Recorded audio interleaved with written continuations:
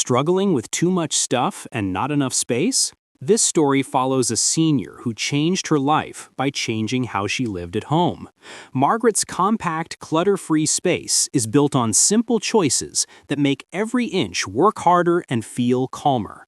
Her home proves that peace has nothing to do with square footage. It comes from living with what truly matters and letting the rest go. Early on, Margaret understood something most people only realize later.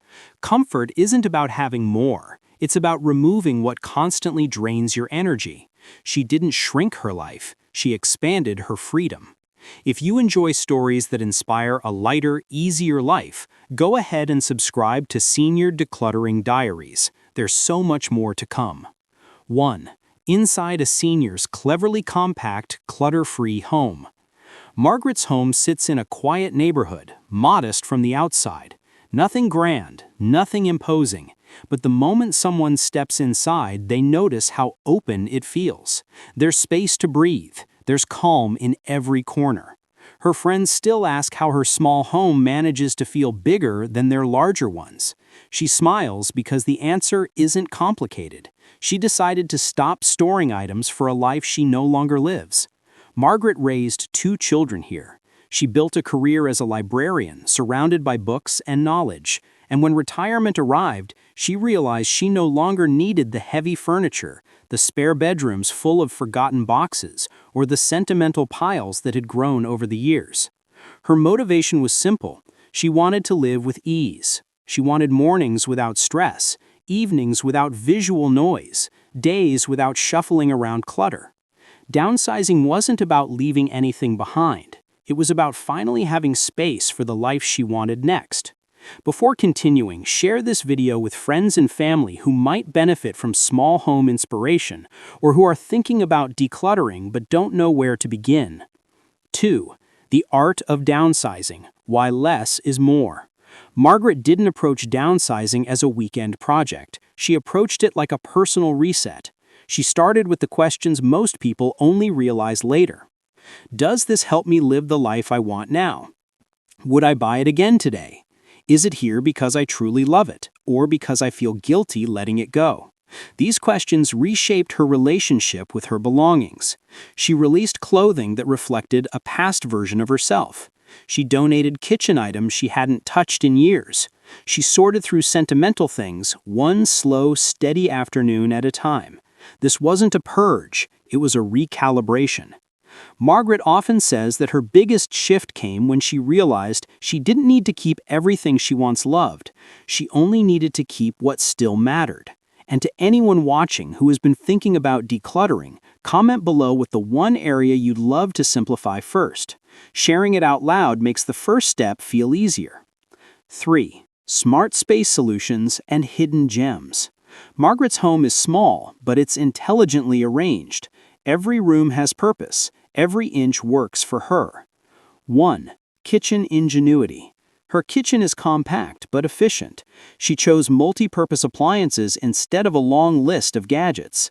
A slim pull-out shelf holds spices and pantry items in neat labeled containers. She keeps only the cookware she genuinely uses. Instead of stuffing cabinets, she allows empty spaces to exist. It makes the kitchen calmer, easier to clean, and far more enjoyable to cook in.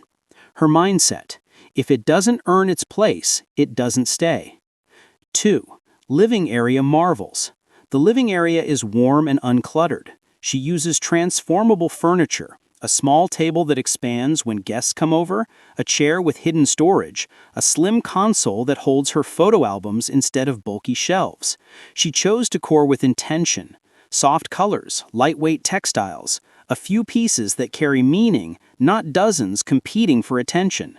The vertical space is used smartly. Floating shelves, narrow cabinets, light fixtures that free up floor space. Visitors often say the room feels peaceful the moment they enter. That's the power of removing visual overwhelm. 3. Bedroom sanctuary secrets. Margaret's bedroom might be her favorite space. Calm, airy, and restful. Her bed frame includes drawers beneath it. Her wardrobe is minimalist but functional. Each clothing category has a limit. She knows exactly what she owns, and everything is easy to find. She keeps only a few personal items out in the open, not because she doesn't value her memories, but because she values her sleep more. A serene bedroom supports her health, her mood, and her mornings. 4. The philosophy of clutter-free living. Margaret's success didn't come from fancy organizing products, it came from philosophy. 1. Mindful decluttering techniques. She follows a simple rule: one in, one out. If she brings something new into the house, something old leaves. It prevents buildup and keeps decisions simple. She also checks in with herself regularly. Does this still serve my life? Is it becoming clutter again? That honesty keeps her home balanced. 2. Daily routines for maintenance. Instead of doing big cleanups, she does tiny resets. A few minutes each evening to clear surfaces, a quick sort of mail before it piles up, a habit of putting things back instead of creating later piles.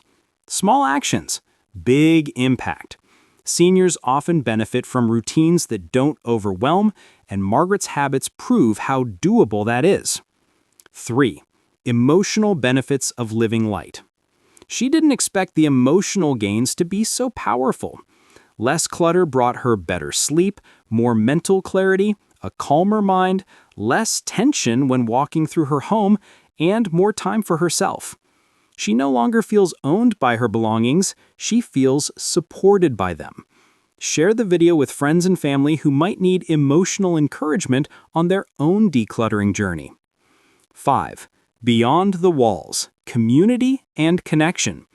Small homes don't limit life, they often expand it. 1. Leveraging local resources. Margaret uses community spaces more than ever. Libraries, parks, community centers. Instead of storing things she rarely uses, she borrows, visits, participates. It reduces clutter and increases connection. 2. Social engagement and hobbies. With less housework and fewer chores, she now has more energy for old hobbies, reading, gardening, crafting. She meets friends more often. She hosts small gatherings without stress because her home is always ready. 3. The evolving definition of home. A home isn't measured in square feet, it's measured in comfort, ease, and joy. Margaret's compact home reminds her daily that simplicity is a choice, freedom is a choice, peace is a choice. 6. Your compact living inspiration. Margaret's journey teaches: use what you already have. Keep what supports your life today. Let empty spaces stay empty. Simplify slowly. Choose meaning over accumulation. Any senior in any home size can start today. Comment below with one takeaway that inspired you, because your input helps others who are watching and feeling unsure. For more inspiration, more real stories, and more senior-friendly decluttering guidance, go ahead and subscribe to Senior Decluttering Diaries. A lighter home leads to a lighter life, and Margaret's journey is proof that it's never too late to create both.